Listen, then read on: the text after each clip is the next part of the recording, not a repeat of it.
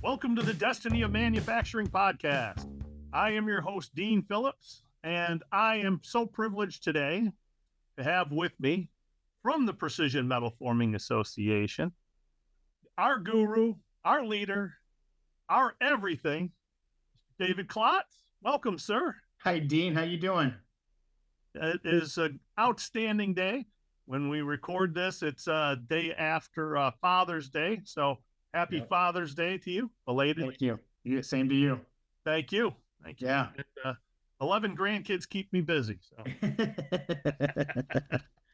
Well, it's always a good time. It's always kind of like the heart of start of summers, when this Father's Day comes up and stuff like that. So it's good. Hopefully everybody that's watching or listening had a good Father's Day. Those are fathers out there and had a good time with their families. So Absolutely. So right off the bat, tell us what's new and what you see happening over the next 5 years, the destiny of manufacturing, if you will.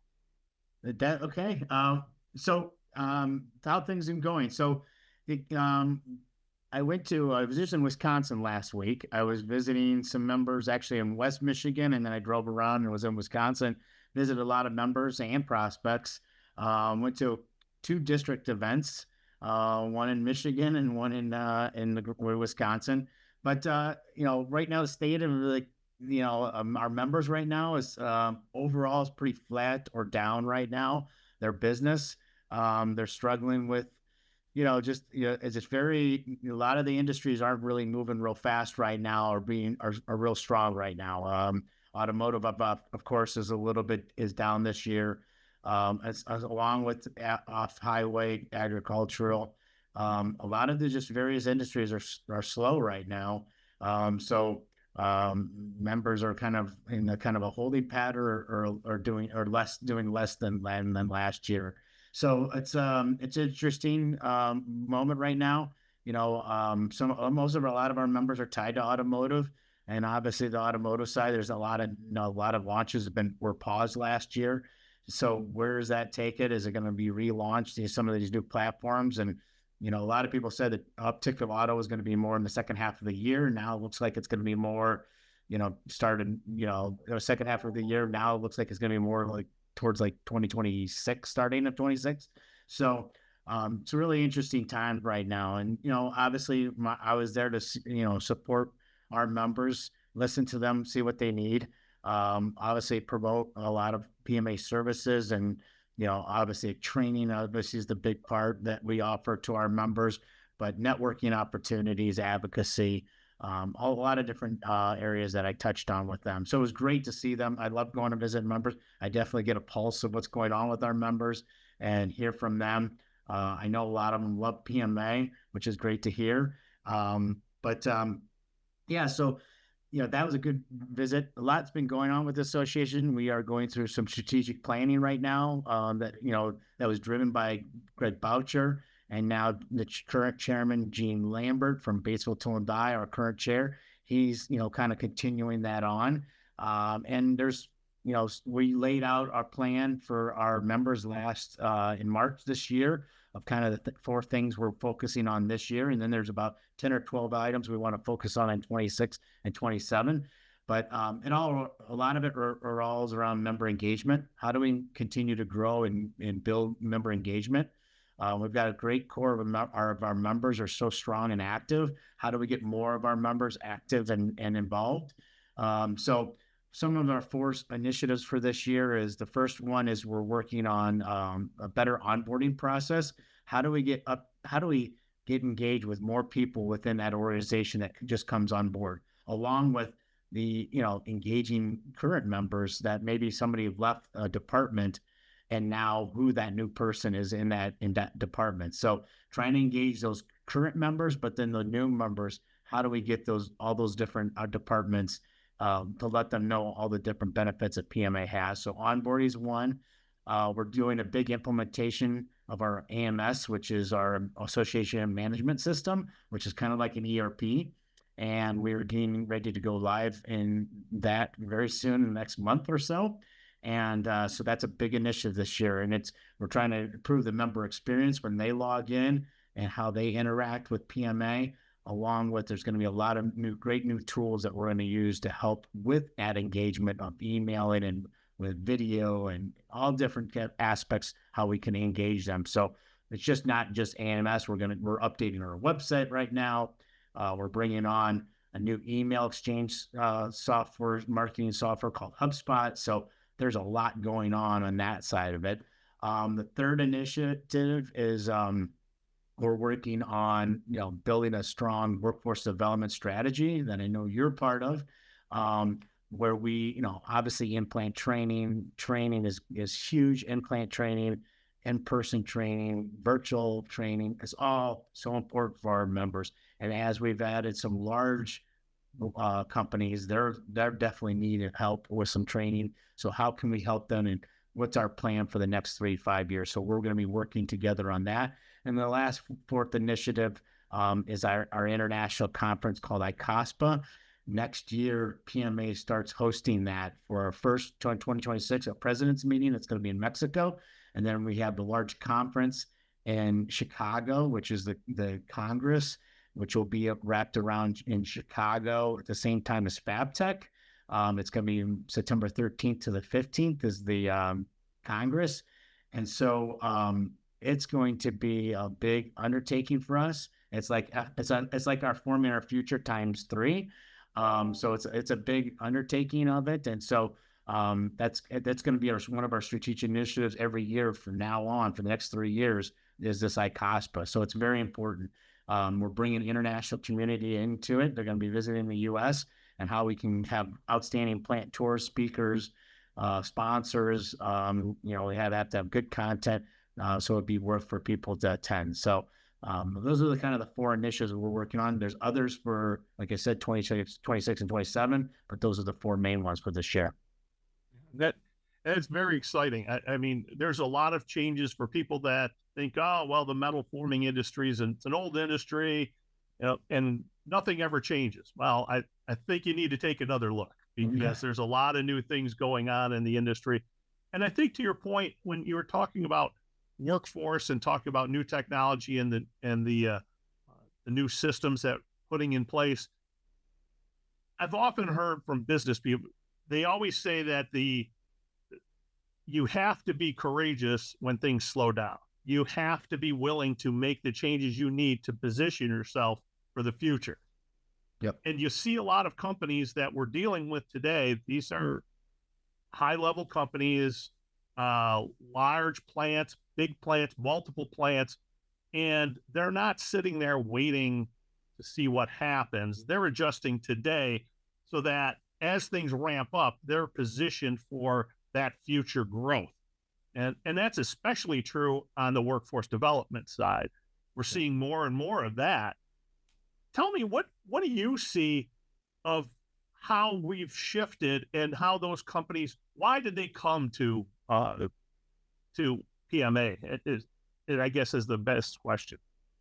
Well, I think they see us as we are the knowledge center for the metal stamping and metal forming and metal fabrication industries. And so I love that. I want them to come to PMA and we can be a sounding board for just give them help and give them advice, or go into training and how we can help them and, on the die, on the press, all different things are related to automation equipment, anything that's related to the metal forming, stamping, and fabrication side, how we can help them in in-person, seminars and training, or on the shop floor at in their facility, or on a virtual capacity. And so, we're working on apprenticeship programs that we could tailor our, technical training and our virtual training part of that. And they can get a 1 year or 2 year apprenticeship program.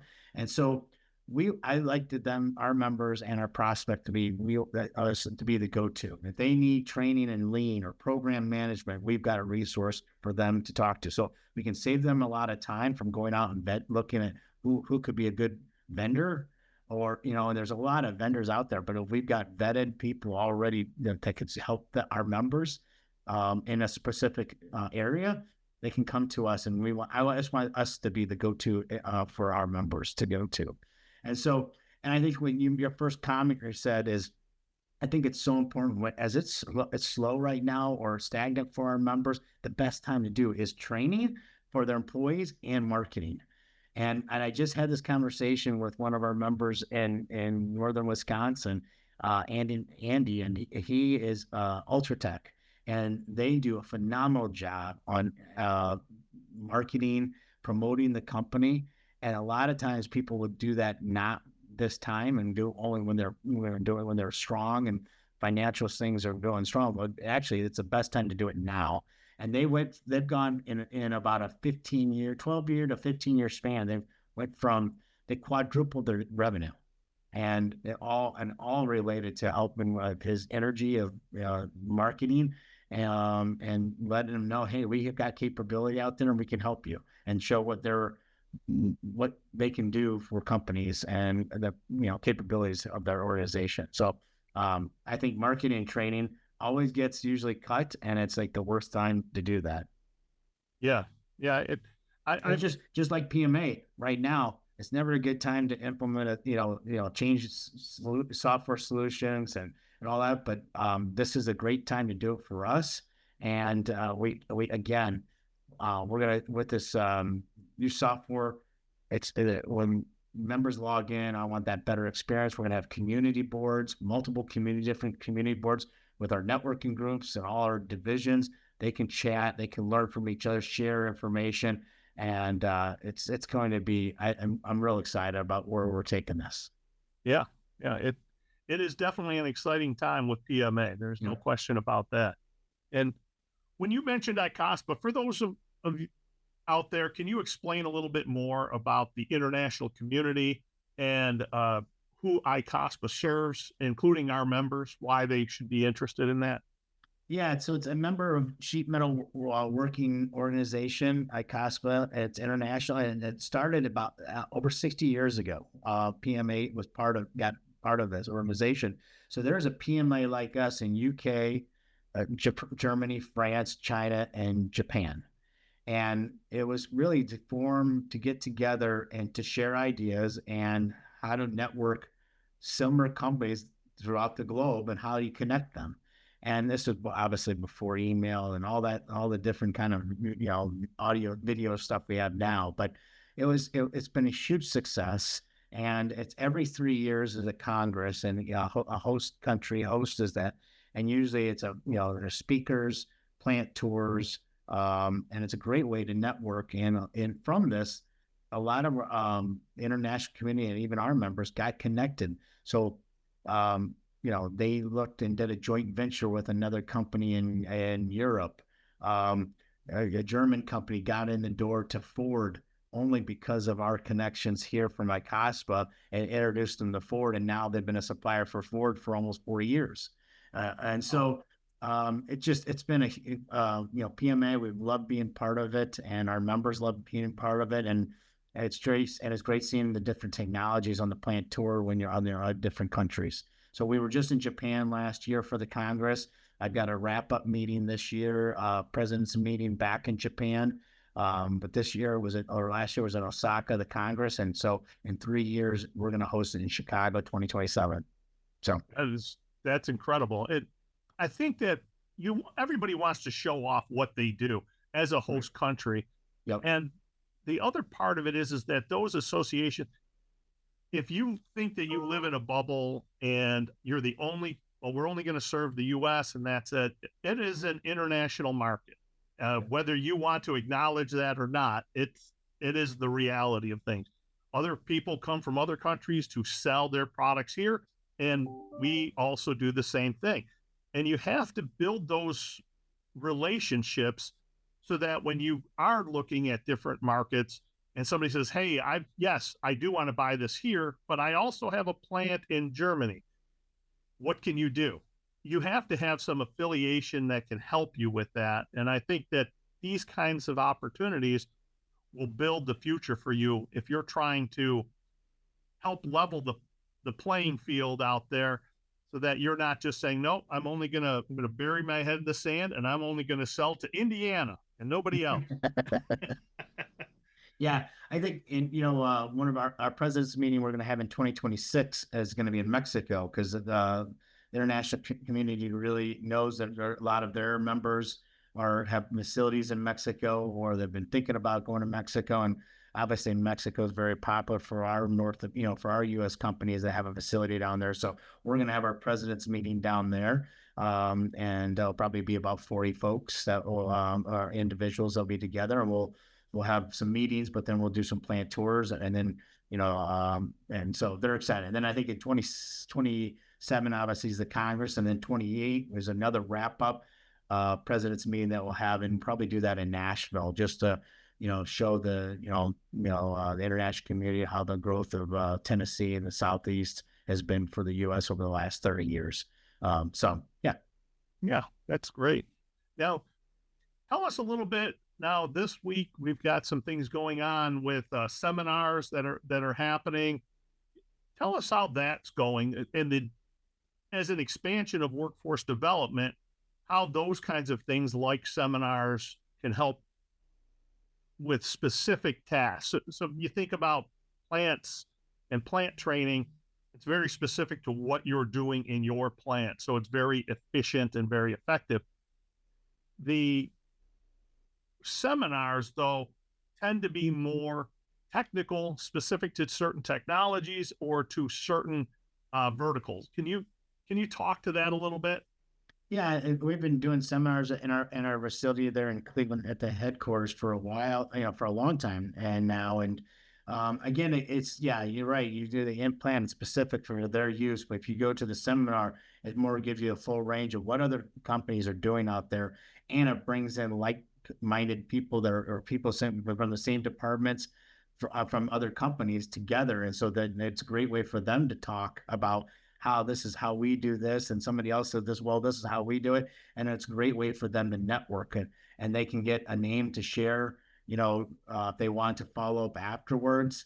And a lot of just, that whole, human interaction that you get when you do an in-person meeting is so valuable when it's not, and it's also now you're talking not just within your specific area of what other organizations are doing on a specific task or, item. So again, die maintenance will focus on press, specific presses, press setup, safety on, light curtains and safety equipment on that side of it. And then also the coil handling and automation and stacking is all those different areas we can talk about. So, it's the seminars on side of it. And then another thing that we got coming up next week is our district leadership conference.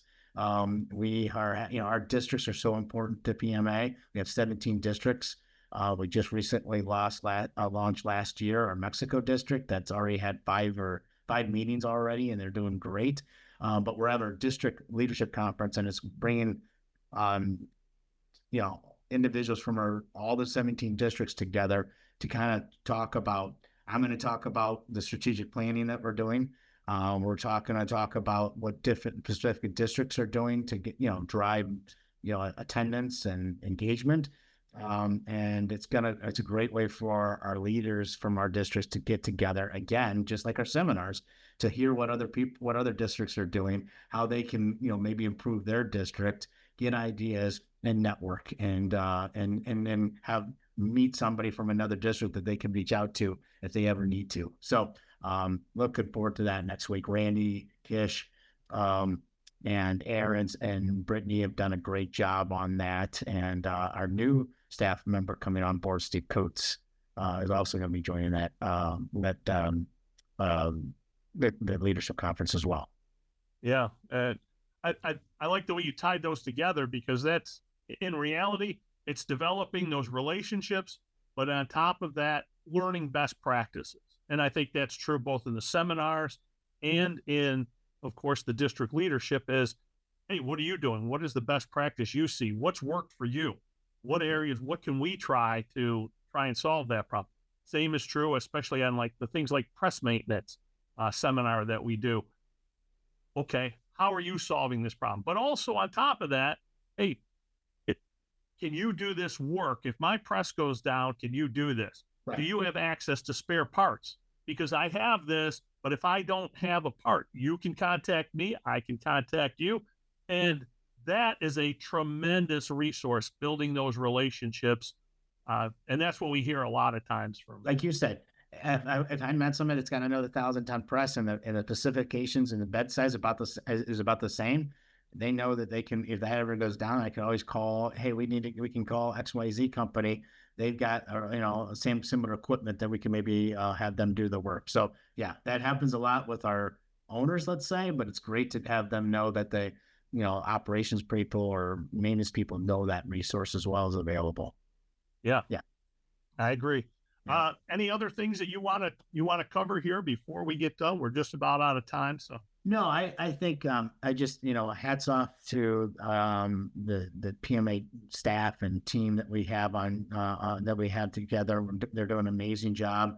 You coming on board as our workforce development and on the technical side leader. You're doing a phenomenal job, Dean, on that and growing in. And the problem is we've got such a demand of the people that want technical training. We can't handle it all. And so that is another strategic side where we're going to focus on is we know that workforce development is going to be a major focus going forward for PMA. How do we grow this so we can continue to, service our members and prospects on their needs? And the problem is we've got a team of 2 people. Yes, we've got 3 people. I had Mary, but for the technical team, 2 people right now. And we do have some outside consultants that we can lean on too. That we can outsource as well. So that's a possibility as well. But we've got a high demand of, but you're doing a great job of addressing all those with those individuals and companies. Thank you. Yeah. Yeah. It's one of the big ones you've been working on is AutoKineton. I mean, 15 plants, assessments, and training, and now we're doing training at those assessments, which is crazy. So this is our biggest project we've ever done this size. And Connie did a nice job. Kenny King did a nice job of, getting the awarded the project, but then structure, and then you've taken it to another level on the training side of it at those plants and on the assessment side. And the members looking for, hey, how do I standardize on my training and have all my press setup, people know that they've been trained at this level, and then they can go to the next level. Is what I assume is going to be next steps, right? Yep, absolutely. Because we want to make sure, because the other thing that we hear from everybody is we need help building our apprenticeship. Well, we can do that. We can help you build your apprenticeship program. Right. And because most people don't know where to start. Every company isn't as large as like an AutoKineton. They don't even know where to begin. So they need that structure that we can provide. So that's a great point. Yeah, and so on those apprenticeships, our members will be hearing more about that. We did get 2 of them approved by the state of Ohio. So now we're going to be submitted it to the federal level to get that approved. So then once we get approved by the federal level, that would be great. We'll be the sponsor, so our members can go get the funding. We'll be the sponsor. We'll handle all the paperwork, and then our members we'll provide the training content.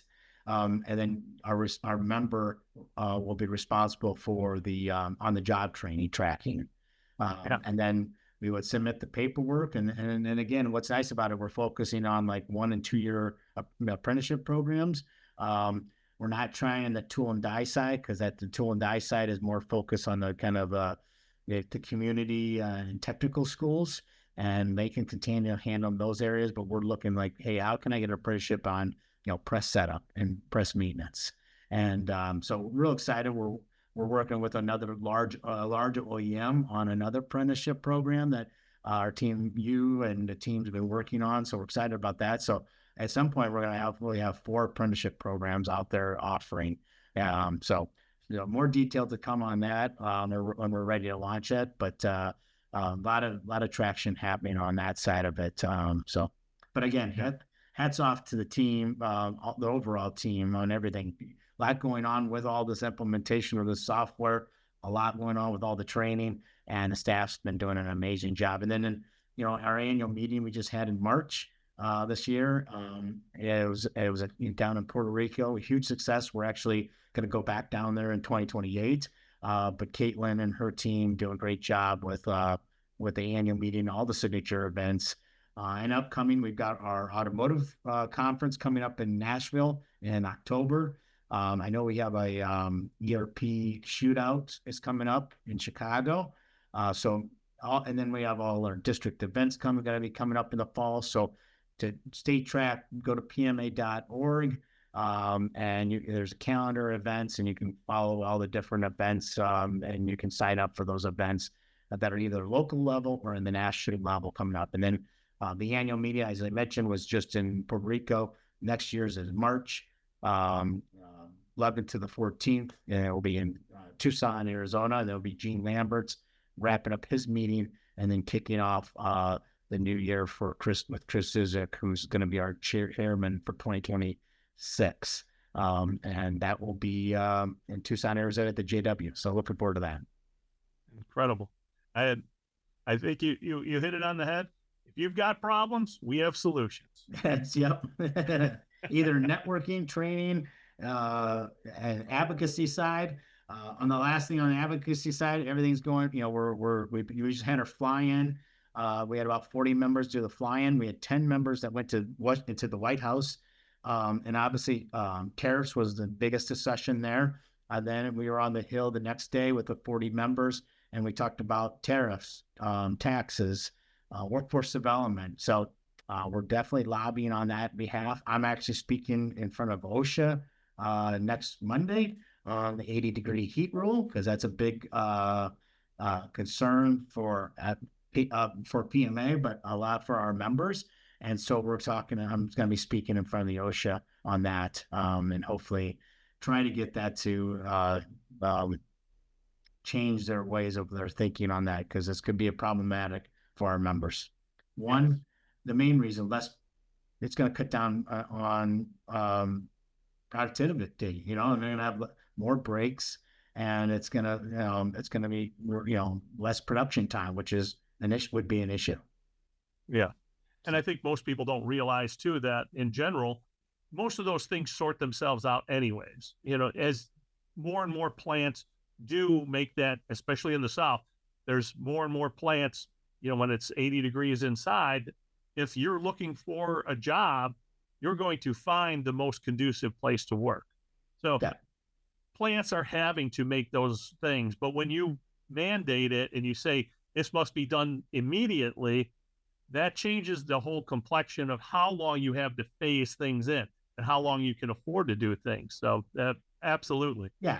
And our members always have the best interests of their employees. And they're doing whatever they can. And, like down south, they're starting earlier and ending earlier in the day, and all different things. And a lot of your plants down south are air conditioned. Some of our plants up in the north aren't. And I got members that are in 100-year-old buildings or more. And how you can't, it's going to be impossible to air condition that. So I think our members have the best interests of all that are their employees, and they're going to do, but cutting back in the productivity and scheduling inside of production is and having that mandate is not something we want. Right. Yeah, I agree. David, thank you so much. How can people get in touch with you? Yeah, you always can reach out to me at Klotz and DKLOTZ at PMA.org. You can always call me on my cell phone. It's the best way to get a hold of me. It's in my cell phone, 248-761-0844. It's the best place to call me or text me because I'm always traveling. So that's the best way to talk to me. But yeah, feel free to reach out to me. Any ideas of what PMA can do to help your company, or ideas of what you feel could be something the association can help you out in. That's what PMA is here for. We're here to help our members be successful and in any way capacity. So we want them to be strong companies, and if PMA can help them be a benefit of that, that's what we want. We want them to be successful within their organization, but with their employees as well. Excellent. Thank you, sir. Yeah. Again, this is Dean Phillips here with the Destiny of Manufacturing. Make it a great day. Thanks, Dean.